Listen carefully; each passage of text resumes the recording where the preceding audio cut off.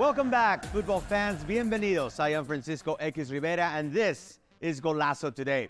We've got a jam-packed show for you with all the excitement from the latest UEFA Champions League match day, a deep dive into the MLS and Liga MX playoff races, and of course, our famous rapid-fire picks to close things out. But before we get into all that, let's start with Europe's most prestigious competition, the UEFA Champions League, where some teams are flying high, while others are left reeling.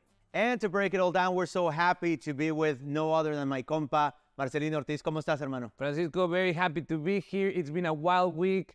We have some jaw-dropping results in Europe, and there's a lot to unpack, from surprise victories to dominant displays.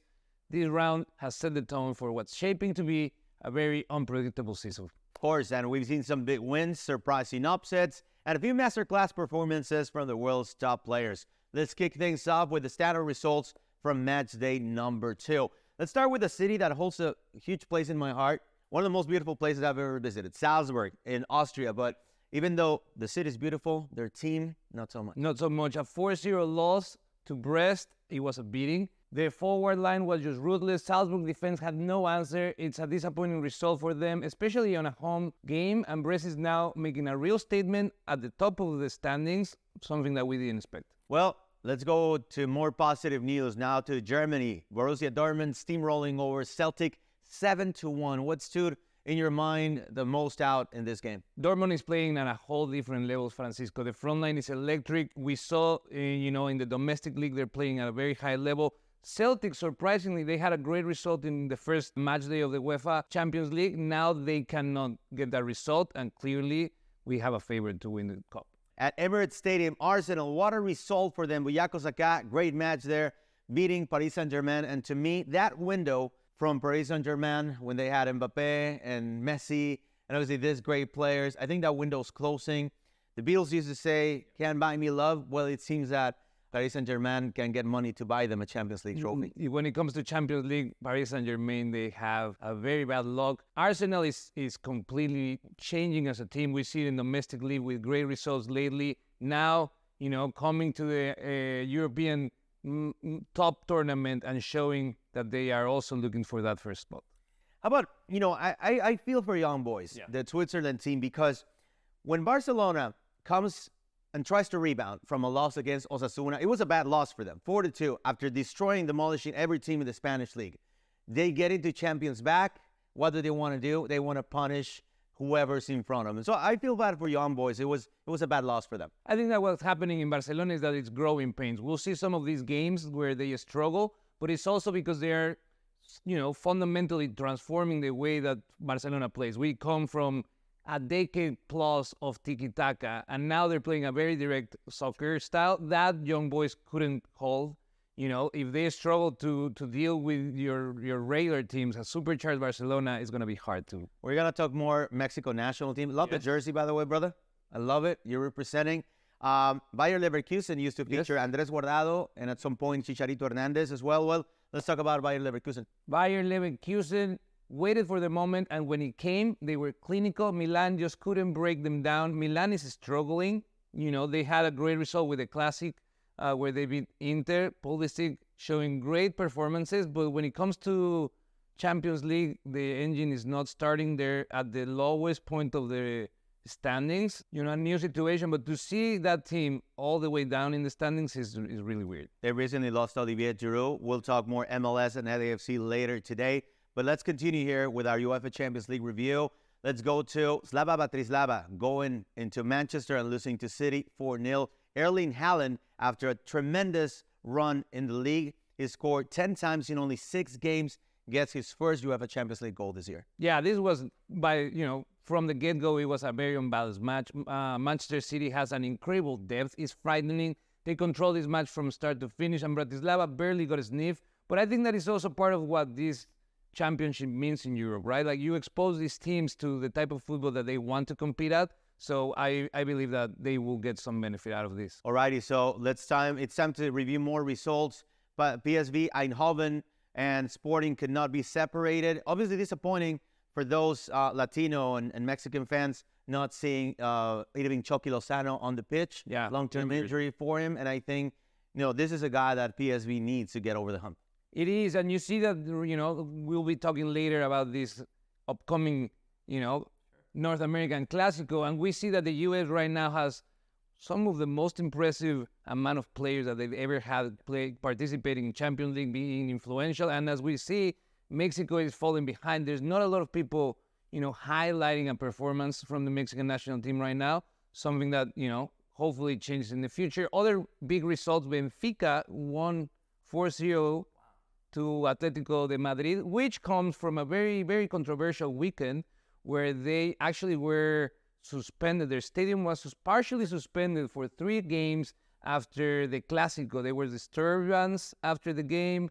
One of the ultra groups were getting into it with Courtois, and they didn't like it. What a mess. And it just seems like it was yesterday we were talking about the Clásico Español, the big derby, obviously, when it comes to Madrid.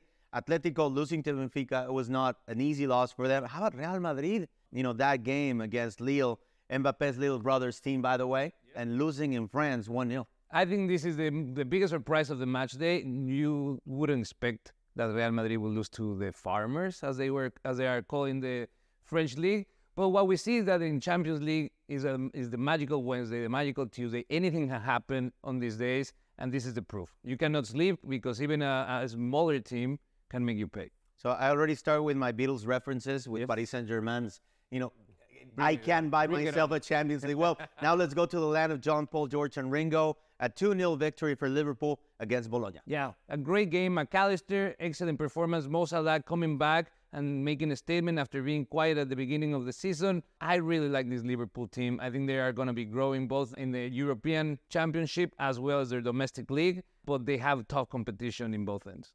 Alrighty, so let's talk more about what happened then again in this UEFA Champions League. We talked about RB Salzburg not coming out with a victory. Well, RB Leipzig also coming back in the losing end against the mighty Juventus. Yeah, Juventus, another team that is, making a statement of the quality and the pedigree of these teams, that they need to be winning every stage in every game, every competition.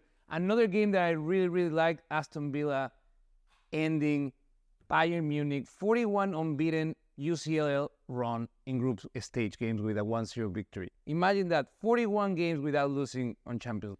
You know what's incredible? Obviously, everyone puts their eyes on Bayern Munich, but 10 years ago, I used to do Aston Villa TV for the U.S., and we got to see all their games. They were really, really, really down at that time. Jack Grealish, I remember, who's now a superstar for Manchester City, was with them, but they just couldn't win. They would lose in the Open Cup or the FA Cup against teams that were like in the lower divisions. It was just terrible. Julian Lescott, I remember, was there. And then to see what's happened to Aston Villa in the last 10 years, a team that's so traditional in England, has just been incredible. By the way, I'm going to continue with my music references. Why not? Do. Geezer Butler, bassist for Black Sabbath. I think even Ozzy Osbourne is an Aston Villa fan. Aston Villa is a team that has a long tradition in Europe. At some point where they were dominating in Champions League. I like to see these classic teams, these teams with history, come to the tournament, make a statement against the most powerful teams, those teams that you wouldn't think that they will lose, right? Yeah, compadre, I'm excited, man. I already get going. Yes. Is there? Yes. Do we have drums? Anything that we can jam to? Right? Like we need to start bringing the drum, the whole section. I'm very excited. Some banda, some mariachi. Let's do it, brother. Here's the thing, man.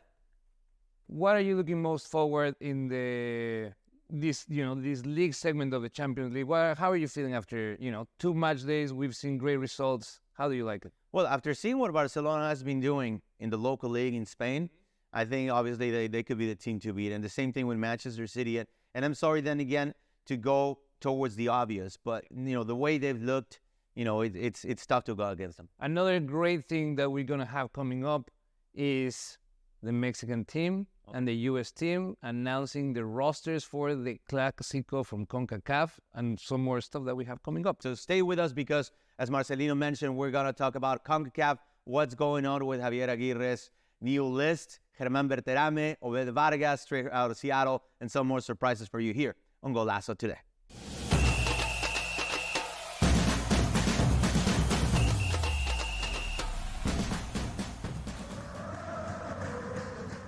Anyone that's been to a sporting event, the atmosphere before a game, I think Game Time Decisions has that same exact atmosphere.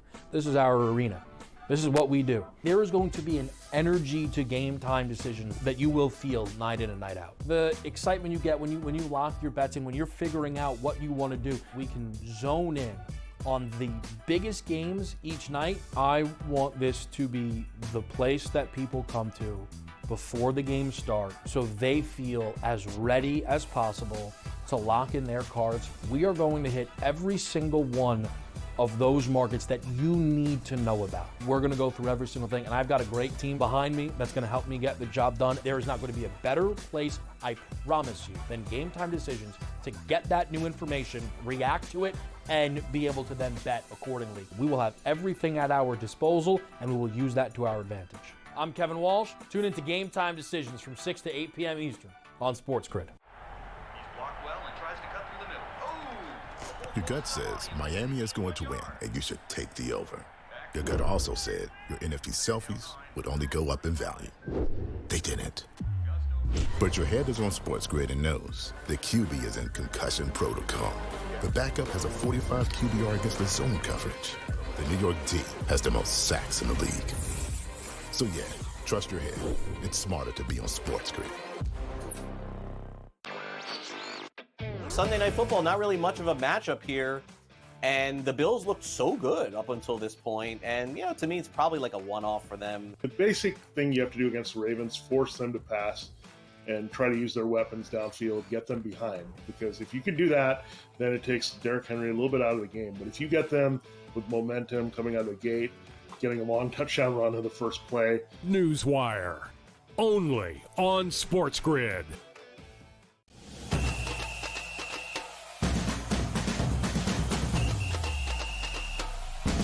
Welcome back. Estamos de regreso in Golazo today. I am Francisco X Rivera. So glad that you can join us. We've got some incredible action to dive into as both MLS and Liga MX approach their playoffs. And with just a few matches left, every point is crucial. Marcelino Ortiz with us, compa. Great to have you. Thank you. As always, this is going to be interesting, man. We've got a couple of weeks left when it comes to MLS. They're going to be interrupted, obviously, by the upcoming FIFA date. Liga MX is heating up as well. But let's start with Inter Miami. Congratulations to Lionel Messi, Busquets, Luis Suarez. After winning Leagues Cup last year, they get their first supporter shield. So they're basically the super líderes, the big dogs in MLS. This is the team to beat, Francisco, without a doubt. We had an exciting double match day this week on MLS. We'll be talking also about Liga MX, LAFC coming up, Columbus, Miami. Things are getting really tight. Messi delivered again. His brace secured the win.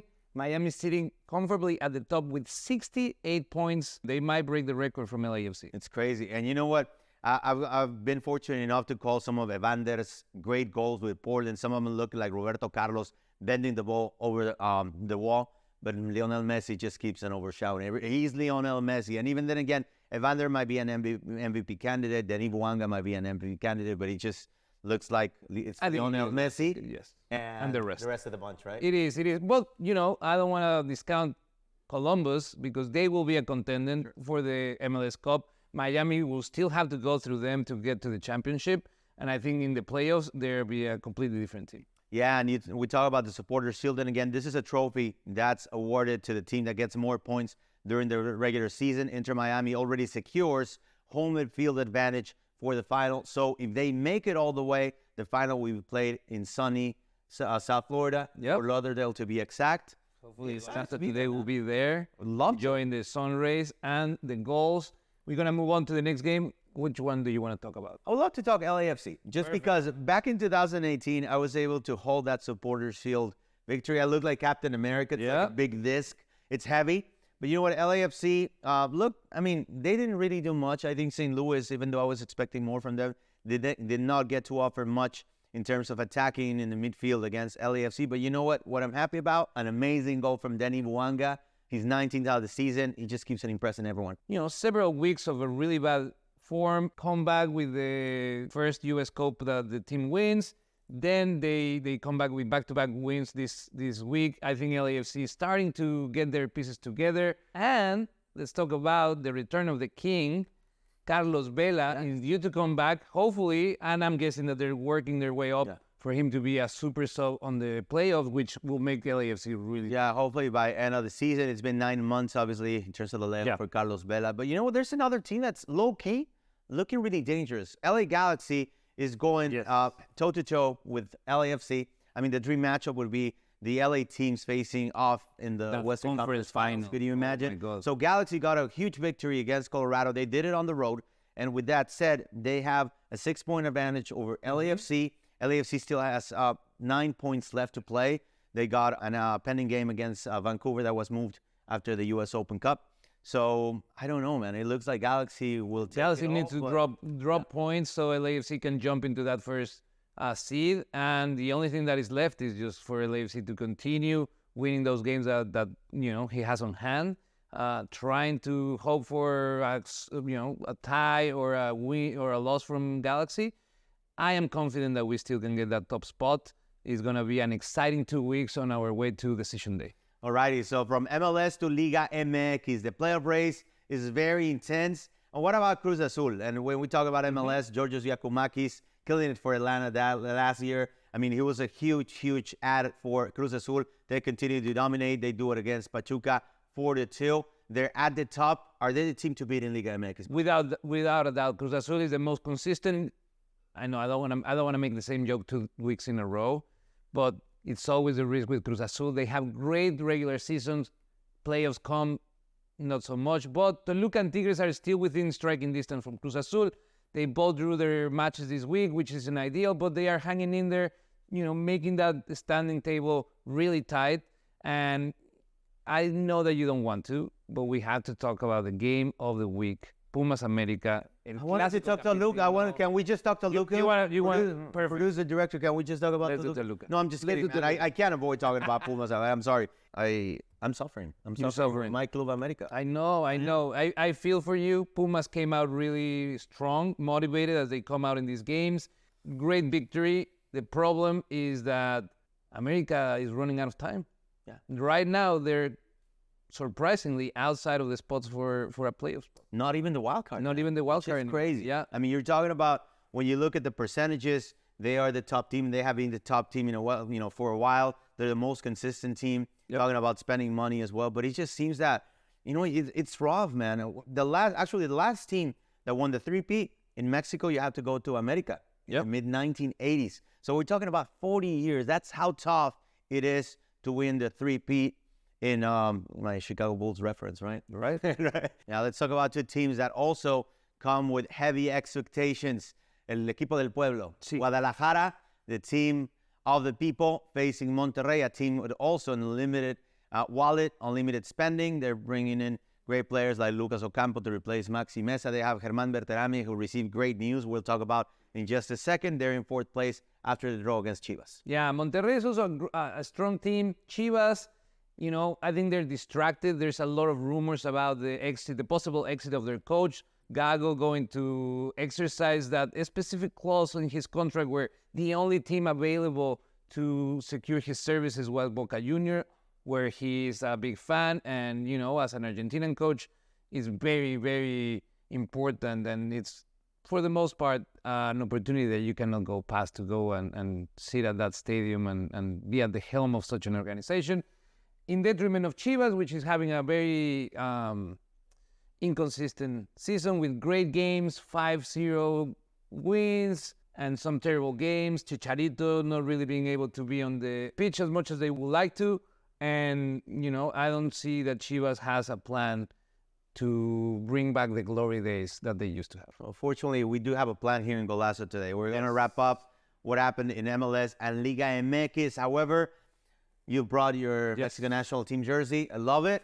Let's talk about what will happen with the CONCACAF Clásico. As you mentioned, the new list were just released. Javier Aguirre announcing the new names. And I would have to ask you first, which names are the ones that resound to you the most in this new list from Vasco Aguirre? I'm going to share that on the next segment. Alrighty. So let's keep some drama, right? Some suspense. Don't go anywhere, because up next, we got a preview of the upcoming international break, including Mexico and the U.S. Mexican national team here on Golazo today.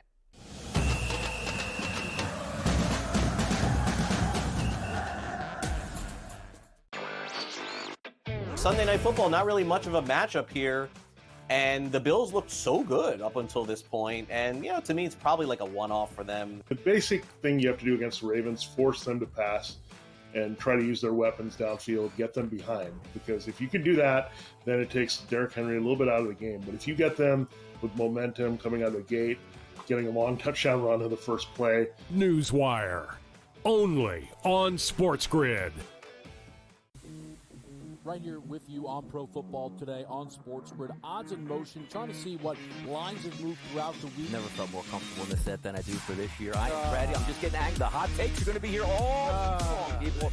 What in the world is going on in Miami, Dom? It's not particularly anything to shy away from just because many people are on top of it. Hot take, hot take. I think this line is asking you once again to take New Orleans. Pro Football Today, only on SportsGrid. I do a sliding DiVincenzo to the one. Obviously, Terrence Shannon Jr., that is actually dynamic offensively and defensively. So we'll see how it works. I think it's a little bit of a work in progress. Do both teams win? Yes. I don't think at the end of the day, Minnesota could have afforded to keep Cat, Rudy, and Ant with that amount of money. Betting above the rim, only on SportsGrid. Brian Dable has been feeling it. He's in a foul mood. He's having stare downs with Pat Leonard and everything else. John Mara wants Brian Dable to go and get the next quarterback. They tried to get the next quarterback. We all watched it on Hard Knocks. They couldn't end up with Daniels. They couldn't end up with May. So they said, okay, we'll run it back a year. We'll go get Neighbors, and we'll tolerate. Pharrell Coast to Coast, only on SportsGrid.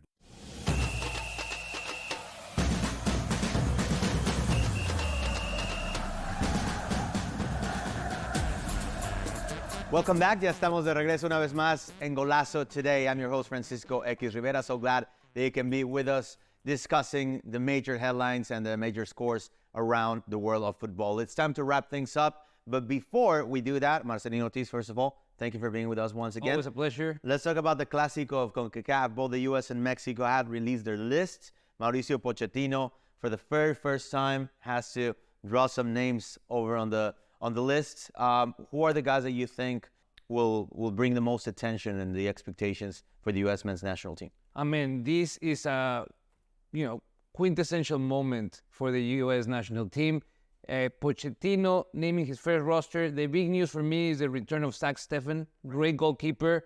Being dropped from the World Cup squad is a statement from Pochettino that experience still counts, that he knows these players that have been shining at the international level in Europe. And it's not just Steffen. Midfielder Gianluca Busio is back in the fold, while some key players like Tyler Adams are missing because of injury. A great list. I think that he's making a statement, but also showing that he respects the process that has been in place, and he's not coming and undoing the work that Greg Berhalter did before him. I think he chose great names, great examples, because Zach Steffen got to replace William Yarbrough in Colorado. He's done a tremendous job, and one of the big reasons why the Rapids are fighting for the top spots in the West. And also Gianluca Busio, teenager that I got to see with Sporting Kansas City, made his debut at 16 years old. So happy to see him on the fold after he went to play in Italy. Talking Mexico now. Yes. What's very interesting about El Tri, the second time around for Javier Vasco Aguirre in terms of a list, because if you talk about tenures, this is his third one already, la tercera para el Vasco Aguirre, la tercera es la vencida. So then again, let's talk about Mexico. What do you think about Memo Ochoa coming back? I have mixed feelings. I think we saw... I know where you're going. Clearly Ochoa has the experience and the know-how. He still plays at a great level, but I believe that it goes against what we were trying to build with Jimmy Lozano before, a whole new generation of players. Now we're falling back with many calls that seems like more of a homage than really strategic. We have the return of Andres Guardado. He's clearly coming back for a celebration of his career as a captain of the national team. But the real surprise for me is Obed Vargas, this young Seattle Sounders player, which I think you love his style. And tell me, because you've seen him play a lot. The major headline is the fact that he played for the U.S. national team last year at the U20 World Cup. A kid that made his debut at only 16 years old, playing alongside perennial MVP candidate Joao Paulo. And you put him alongside veterans, and his vision is incredible. His soccer IQ is incredible. So then again, making his debut with the U.S. national team in the U20 World Cup in Argentina last year, and now getting his chance with Mexico. He has said before that he's always wanted to play for Mexico. Another big player that I want to highlight is the return of Raúl Jiménez to the Mexican team, a player that was in great form until his tragic injury that kept him away. And when he came back for the World Cup, he didn't perform at the level that people expected from him, but he's having a great season with Fulham this time, 3 goals in 5 games. Hopefully, he can be the player that Mexico needs to make a statement. This game is very important. I think that it's very clear that the U.S. is an uptrend trajectory while the Mexican team is trying to figure itself out. Well, just days away from seeing the U.S. national team and Mexico squaring off. The good news here on Golazo today is that you won't have to wait for the rapid-fire picks. That's why I brought Marcelino. I think I was checking the percentages and everything. You're doing well. You're doing well, brother. So, you ready to go? Listo? Yes. All right. Let's start with the Premier League. Crystal Palace against Liverpool. I have to say, Liverpool, there have been some surprises in the Premier League, but Liverpool is going to take the 3 points. All right. Now on to Spain. From the Santiago Bernabeu, Real Madrid against Villarreal. I think Real Madrid is going to come out very, very strong. They have to make this right after losing in Champions League. So, 2 units for them. On to MLS with Toronto and Inter Miami. Inter Miami, Messi is going to continue this form. They have to improve for the playoffs. These are the teams that when they win, they just get better at it. In the battle for the West, LA Galaxy against Austin FC. Oh, that's a tough game. Austin is a very surprising team, but Galaxy has a lot of depth. I think they're going to win. Okay, on to Mexico with San Luis against Monterrey. Monterrey. Monterrey is unstoppable. Too strong for San Luis. It's a bottom-of-the-table team. I'll put 2 units on that one. Let's get ready for another Clásico, the Clásico Tapatío, Chivas against Atlas. Chivas against Atlas. This goes with a special dedication to Luis. I think Atlas is going to win this one. Chivas is not playing well. Let's see if America can bounce back. They are visiting León. I think America is going to bounce back on this one. León is a strong team. They are good at home, but America is going to wake up. Let's come closer to home with the CONCACAF Nations League, Nicaragua and Jamaica. Oh, that's another game that I'm biased. Nicaragua all the way. It's my Cinderella story for the next World Cup. I'm putting 2 units on Nicaragua, making it to the World Cup and winning that. You even have your Nicaragua jersey, which I love. I got 3. They just came out with a new one. Beautiful. I'm going to get it, bring it to the show. Carnal, great to be with you as always. Love it. Thank you so much for having me. Always a pleasure. All right, guys. Hope you enjoy our show. Thank you so much for being with us on Golazo today. I am your host, Francisco X Rivera. Keep on following on our social media platforms so you never miss any moment, any score, or anything related to the beautiful game. I am Francisco X Rivera. Until next time.